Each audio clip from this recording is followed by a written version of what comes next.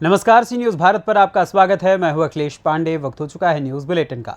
इस बुलेटिन में हम बात करेंगे आजमगढ़ की, जहां के जहानागंज के एक गांव में हुई हत्या के विरोध में परिजनों ने किया चक्का जाम। आगे चर्चा करेंगे बलिया की, जहां देवरिया हत्याकांड को लेकर बलिया के युवाओं ने की कड़ी निंदा। युवाओं का काफिला पीड़ित परिवार से मिलने के लिए हुआ रवाना। साथ ही बात करेंगे बुलंदशहर की, जहां बंद पड़े मकान का ताला तोड़कर चोरों ने की लाखों की चोरी। और भी तमाम खबरों पर आइए विस्तार से करते हैं चर्चा।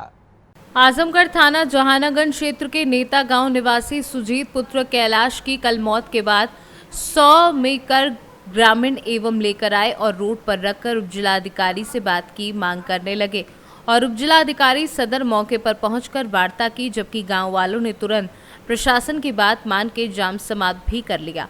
प्रशासन द्वारा मृतक के परजनवा गांवपुर के 7 लोगों के खिलाफ 44 नामजद तथा 150 अज्ञात लोगों के खिलाफ प्रशासन द्वारा मुकदमा पंजीकृत किया गया, जिसका खुलासा आज प्रेस कॉन्फ्रेंस में पुलिस अधीक्षक सिटी शैलेंद्र लाल ने किया।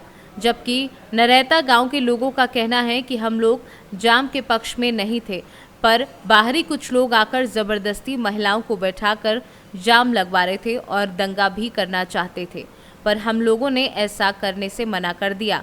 इसके बावजूद भी हमारे ऊपर मुकदमा पंजीकृत हुआ।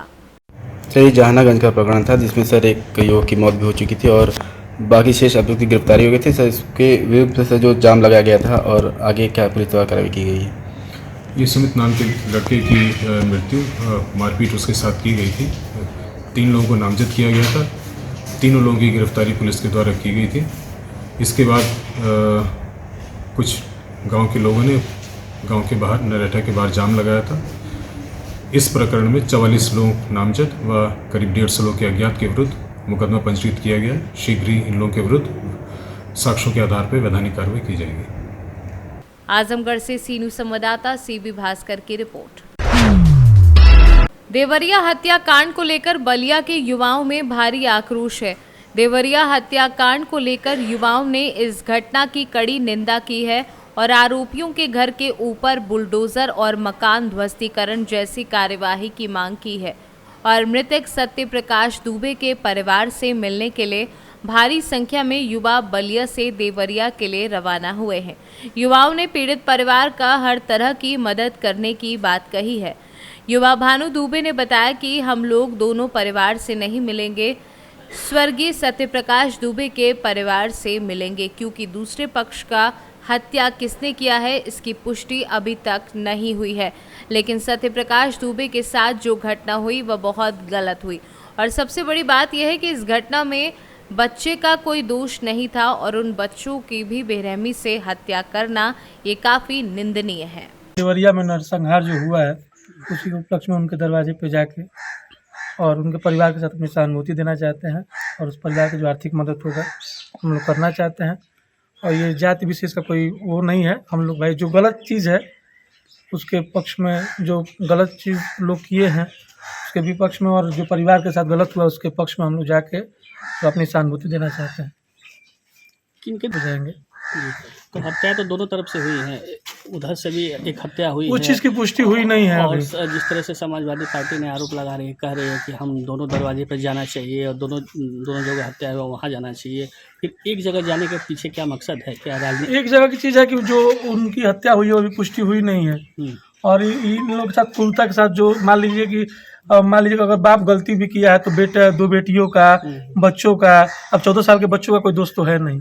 तो इसी सब के उपलक्ष्य में हम लोग जा रहे हैं और जो चीज़ पुलिस ने इसको निष्पक्ष करे ना वो तो उनका विषय है। हमारा विषय भाई जो हमारे समाज की बात है और हम लोग अपने लोगों की बात है, और जो गलत है वो गलत है, उसके लिए हम लोग यहाँ से हम लोग सभी अपनी टीम के साथ हम लोग निकल रहे हैं। आप बीजेपी जो गलत चीज़ हुई है पार्टी वाली और जाति वाली बात से हटा के जो गलत, जो निंदनीय कार्य हुआ है, जो बहुत ही गलत कार्य हुआ, क्रूरतापूर्वक जो हत्याएं हुई हैं, इसके उपलक्ष्य में जा रहे हैं। किसी के घर के 7 लोग 5 लोग का पूरा परिवार उजड़ गया है, इस उपलक्ष्य में हम लोग यहाँ से जा रहे हैं। हम लोग पार्टी और राजनीति और जाति पात से हट के जा रहे हैं। जो गलत चीज़ें हुई हैं उसके उपलक्ष्य में हम लोग जा रहे हैं। राजनीति करने वाले लोगों का राजनीति करने वालों का अपनी रोटी सेकने वाला काम है। हम लोग के दिमाग में ये है कि चल रहा है भाई कि जो चीज़ एक परिवार का पूरा परिवार खत्म हो गया, 14 साल का बच्चा जो है अपनी जीवन मृत्यु से लड़ रहा है, उस चीज़ के वजह से हम लोग जा रहे हैं। वो राजनीति करने वाले राजनीति करें, हम लोग को भाई जो समाज के साथ गलत हुआ है उसके वजह से हम लोग वहाँ जा रहे हैं। अब तक बुलडोजर की कार्रवाई नहीं हुई।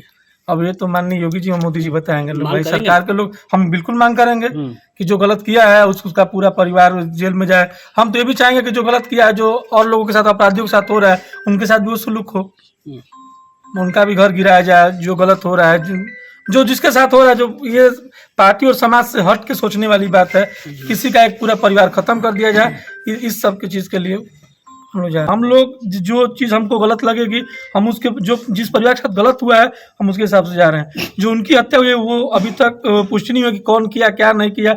इसमें राजनीतिक मतभेद भी हो सकता है, कोई और दुश्मनी भी अपना साथ सकता है। तो इसमें हमको वो कुछ नहीं करना है। वो गलत हुआ है और उस गलत में उनके परिवार के साथ हम लोग आज भी हैं, आजीवन रहने का काम करेंगे और आज जा रहे हम लोग सहयोग भी करेंगे। आगे भी जरूरत पड़ेगी तो हम लोग उनके लिए, पूरे परिवार के लिए आजीवन खड़े रहेंगे, दोनों बच्चों के लिए। बलिया से सीनू संवाददाता आनंद दुबे की रिपोर्ट।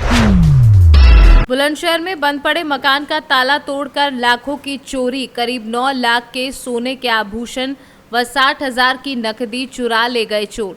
बच्चे की दवाई लेने दिल्ली गया हुआ था पीड़ित परिवार, घर में रखे लैपटॉप व अनलॉक बाइक को नहीं ले गए चोर। पुलिस व फॉरेंसिक टीम मामले की गहनता से जांच में जुटी है। सिकंदराबाद कोतवाली से महज 300 मीटर दूरी पर यह वारदात हुई है। क्या नाम है आपका? मेरा नाम समी वाला। अच्छा, क्या घटना हुई है जी यहाँ पर? यहाँ पर रात चोरी हो गई है। लगभग कितने का नुकसान हुआ है?